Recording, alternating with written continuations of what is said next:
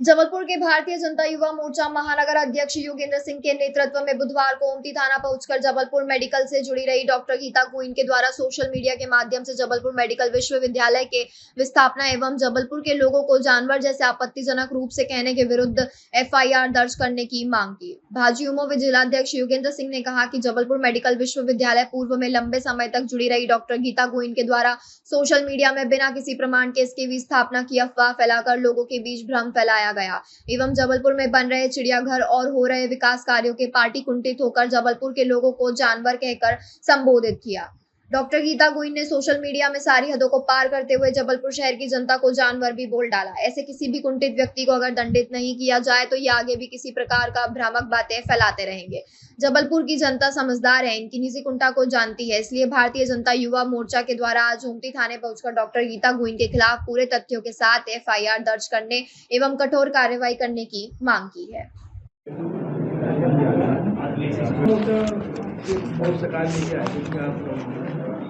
हाँ, अभी एक ज्ञापन दिया गया, एक शिकायत प्रस्तुत हुई है कि डॉक्टर गीता गोइन के द्वारा जो है कुछ आपत्तिजनक टिप्पणी की गई है शासन और सरकार की जो योजना है उसको लेकर। तो उस संबंध में अभी जो प्राप्त हुआ है और उसको संज्ञान में वरिष्ठ अधिकारियों के संज्ञान में लाके इसमें अग्रिम विधानिक कार्रवाई की जाएगी। पोस्ट को लेके आज अपना जैसा कि आप सभी को ध्यान में आया होगा, आप मीडिया बंधुओं ने भी इस खबर को उठाया। डॉक्टर गीता गोइन जो हैं पूर्व में मेडिकल की डीन रही हैं, अभी प्रोफेसर हैं। हालांकि मैं बता देना चाहता हूं कि इनकी जो मूल नियुक्ति है प्रोफेसर के रूप में वो भी फर्जी है। ये डॉक्टर गीता गोइन ने एक प्रोपोगेंडा चलाया, शहर में एक भ्रामक खबर चलाई कि हमारे शहर की में स्थित प्रदेश की एक लौती मेडिकल यूनिवर्सिटी शहर से जाने वाली है। और न केवल ये भ्रामक जानकारी उड़ाई बल्कि उन्होंने ये भी बोला कि इस शहर में ये जो नवनिर्मित, अभी आपने देखा होगा हमारे जनप्रतिनिधियों के प्रयास से शहर में एक अच्छा चिड़ियाघर बनने जा रहा है, तो उन्होंने ये संज्ञा तक दे डाली कि शहर की जनता जो है वो जानवर है और ये चिड़ियाघर उनके लिए बनाया जा रहा है। हालांकि जब ये मेडिकल की डीन थी तब इन्होंने कोई भी तरीका नहीं छोड़ा इस शहर की जनता को जानवर महसूस कराने के लिए। मैं आपको बता देना चाहता हूं, आज ही हमारे यशस्वी मुख्यमंत्री जी ने स्पष्टता दी कि मेडिकल यूनिवर्सिटी यथावत रहेगी।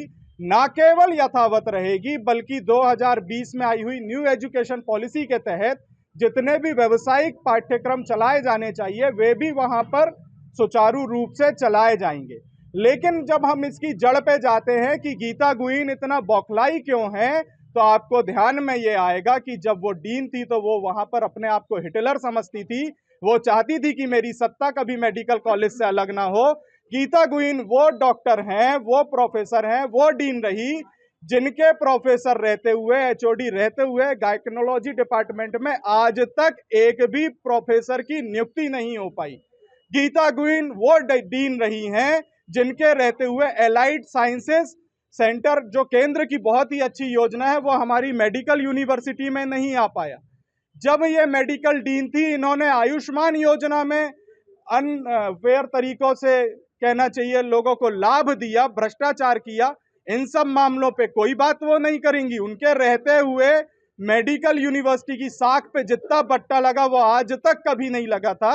ऐसी भ्रष्टाचारी गीता गोइन अब इस शहर के लोगों को जानवर बोल रही हैं और इस शहर में भ्रामक जानकारी उड़ा रही हैं। और एक और बात, मैं अंतिम बात आप लोगों को बता देना चाहता हूं, सोशल मीडिया अभिव्यक्ति का साधन है, ना कि किसी से अपनी व्यक्तिगत कुंठा, कटाक्ष या शहर में भ्रामक जानकारी उड़ाकर, अफवाहें उड़ाकर लोगों को बरगलाने का माध्यम है।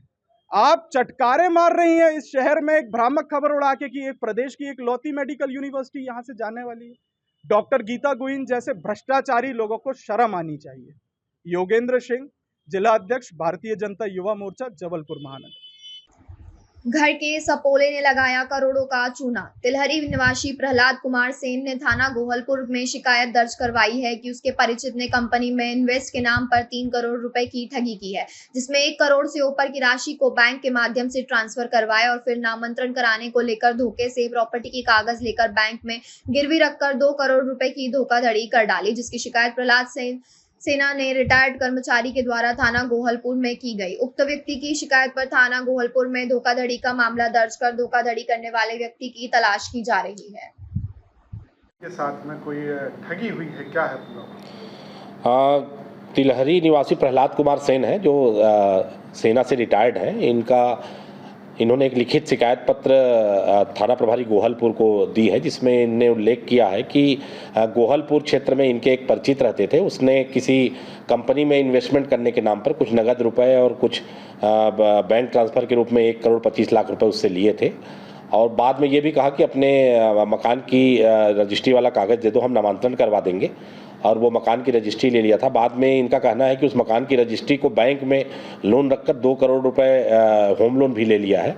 इस तरह की लिखित शिकायत पत्र उन्होंने की है। इसमें थाना प्रभारी गोहलपुर के द्वारा इसकी जांच की जा रही है। जांच में जो भी इसमें आवेदन पत्र में उल्लेखित तथ्य हैं उनकी सत्यता का पता लगाया जा रहा है, और अगर इसमें अगर कोई साक्ष्य प्राप्त हुआ तो इसमें अवैधानिक कार्रवाई कर इसका निराकरण किया जाएगा। जो आरोपी है वो उनके परिचित हैं, रिश्तेदार हैं? हाँ, आरोपी उसके रिश्तेदार हैं, परिचित हैं, और इसीलिए उसने इस तरह के इन्वेस्टमेंट में और जो उसने दस्तावेज मांगे थे उसको उपलब्ध कराए थे। कुल कितने की ठगी का है? लगभग प्रहलाद कुमार सेन जो फरियादी है उसने आवेदन पत्र में लिखा कि लगभग 3 करोड़ रुपए की ठगी उसके परिचित ने उसके साथ की है।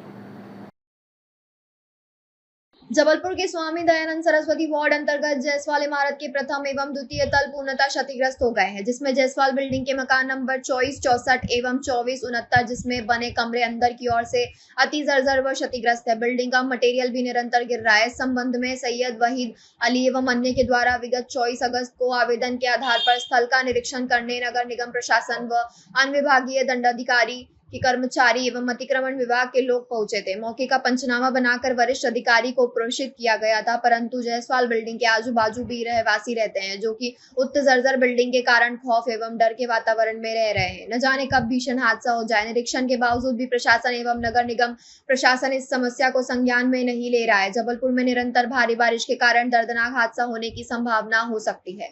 आवेदनकर्ता सैयद वाहिद अली एवं अन्य ने बताया कि हमारे द्वारा निरंतर अनुभागीय दंडाधिकारी एवं नगर निगम से इस ओर ध्यान देने की बात कर रहे हैं, परंतु आज दिनांक तक किसी भी प्रकार की न्यायपूर्ण कार्रवाई नहीं की जा रही है। मकान मालिक सैयद वाहिद अली ने बताया लगभग 20 लोगों से इस बिल्डिंग में रहते हैं। कभी कोई दुर्घटना हो गई तो इसका जवाबदारी कौन लेगा?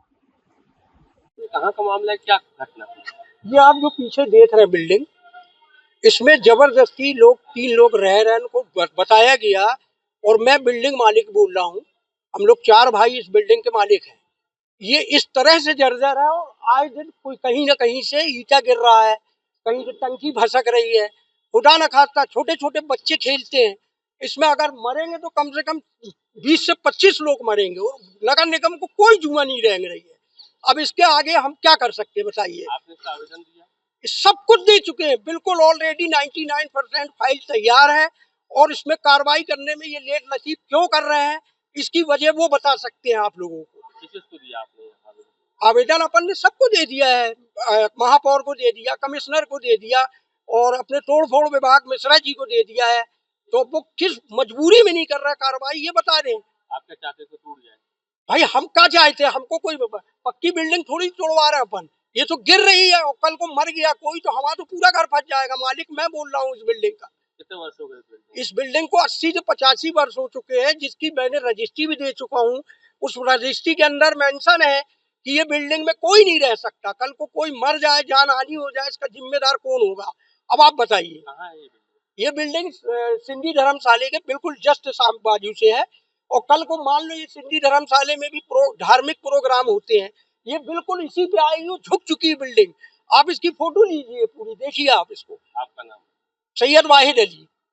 जबलपुर के गढ़ा थाना क्षेत्र अंतर्गत जसपुर सिटी के पास रहने वाले कृष्णकांत दुबे बीती शाम जब अपने कार्यालय का काम निपटाकर घर जा रहे थे, तभी पिशन हरी की मीडिया के पास आर्टिका कार में सवार कुछ युवकों ने पहले तो कृष्णकांत के साथ गाली गलौज की, और फिर उसके बाद आरोपियों में से एक ने बंदूक निकालकर जान से मारने की धमकी देते हुए मारपीट शुरू कर दी। पीड़ित ने बताया कि इस दौरान उसके पास में रखे 25,000 रुपए छुड़ा लिए गए एवं उसके मोबाइल की जमीन में पटक कर तोड़ दिया गया। पीड़ित ने इसकी शिकायत गढ़ा थाने में दर्ज कराई है, जिसके आधार पर प्रकरण दर्ज करते हुए जांच की जा रही है। इधर पुलिस द्वारा किसी भी प्रकार की लूट से साफ साफ इनकार किया गया है। पुलिस की माने तो सड़क पर गाड़ी चलाने के लिए विवाद हुआ था, जिसके बाद हल्की कहासुनी हुई। बहरहाल पूरे मामले की जांच की जा रही है।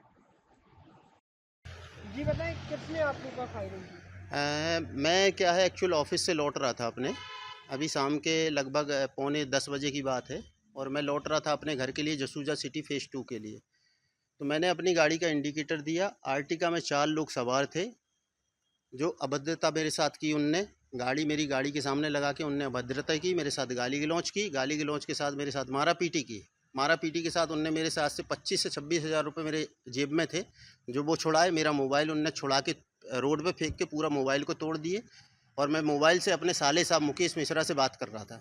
मैं उन मुकेश भैया को ये बता रहा था कि भैया ये लोग मेरे साथ बदतमीजी कर रहे हैं। ऐसा क्यों किया उन लोगों ने, क्या कहा? मैं क्या है एक्चुअल मैं अपनी रोड पे जा रहा था, मैंने अपनी इंडिकेटर साइड दी जहाँ से मेरे को मुड़ना था। बस उस पे उन लोगों ने मेरे साथ अभद्रता से चालू कर दी। किस चीज़ से आपके ऊपर हमला किया उन्होंने? हमला उनने क्या किया एक्चुअल, वो मेरे से कट्टा अट्टा निकाल के दमदारी दिखा रहे थे, जिस पे मेरे साथ उनसे झूमा झपटी भी हुई है, मारा पीटी भी की उनने मेरे साथ। और मेरे चेहरे पे निशान है, मेरे पैर में, और ये देखिए आप मेरे हाथ में भी लगा हुआ है। आर्टिका गाड़ी में थी, वाइट कलर की गाड़ी थी। गाड़ी नंबर है MP20 ZW 5539। उस पर 4 लड़के सवार थे। उसमें कुछ लिखा था क्या? भारत सरकार लिखा हुआ था, उस पर भारत शासन लिखा था सामने। घटनाक्रम कहाँ का है? ये पूरा घटनाक्रम ये अपना है पिसनहरी मड़िया चौराहा है, जो चौराहा से थोड़ी आगे पे जो फुटपाथ पे दुकानदार बैठते। आप अगर चाहें तो उनसे संपर्क कर सकते हैं कि मेरे साथ उनने क्या क्या किया। आपका नाम बताइए। मेरा नाम कृष्णकांत दुबे है। क्या करते हैं? मैं गवर्नमेंट कर्मचारी हूँ, JD जॉइंट डायरेक्टर में हूँ मैं, है ना। तो उनने मेरे से पूरी वजनदारी दिखाई। अभी और आप पूरी कहाँ हैं? अभी मैं त्रिपुरी थाने गढ़ा थाने में हूँ। जबलपुर के सिविल लाइन थाना में नेपाल की नागरिकता प्राप्त एक युवक के खिलाफ मामला दर्ज किया गया है। दरअसल उक्त युवक ने पहले तो कैंट विधानसभा की मतदाता सूची में अपना नाम दर्ज करवा लिया। इसके बाद अपने लिए पासपोर्ट भी बनवा लिया।